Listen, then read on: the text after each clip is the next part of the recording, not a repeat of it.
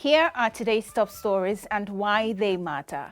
President of the Democratic Republic of Congo, Felix Tshisekedi, has confirmed his country's willingness to partner with the U.S. on a minerals for security deal. He told U.S. channel Fox News that such a deal would allow Congo to extract and process its critical minerals to benefit U.S. companies while building up its defense and security capabilities. Why does this matter? DR Congo is rich in cobalt, lithium, and uranium, among other minerals, but it has been fighting M23 rebels who have seized key territories in the east of the country.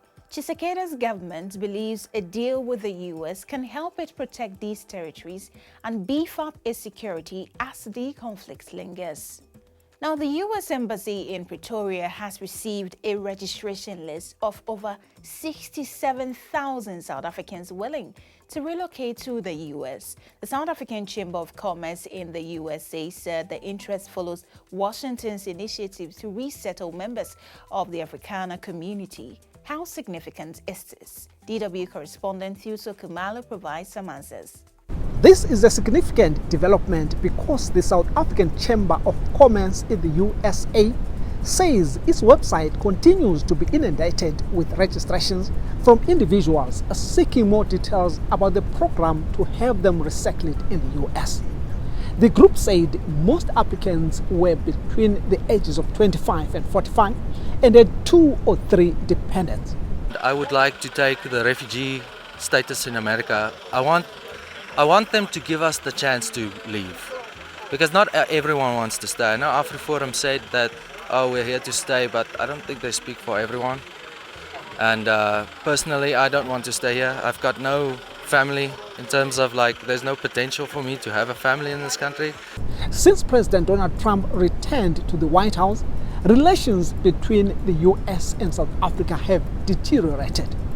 Tensions between Pretoria and Washington intensified when South African President Cyril Ramaphosa signed the land expropriation law. Trump deems the law racist and in an executive order offered refugee status to Afrikaners and other white South Africans, describing the country as a dangerous place for them.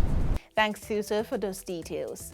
And now in Nigeria, lawmakers are probing the activities of over a dozen non-profit organizations. The lawmakers are demanding these organizations submit tax and financial statements dating back a decade within a week. So, which groups are affected? Most of those facing this probe include some previously funded by the U.S. Agency for International Development, USAID.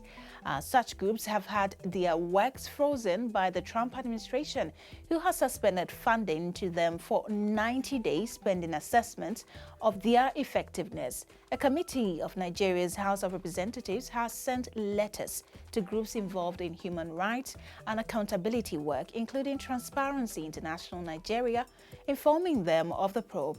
The lawmakers are said to be interested in unraveling the real identities of these groups, their sources of funding, and what they spend their monies on.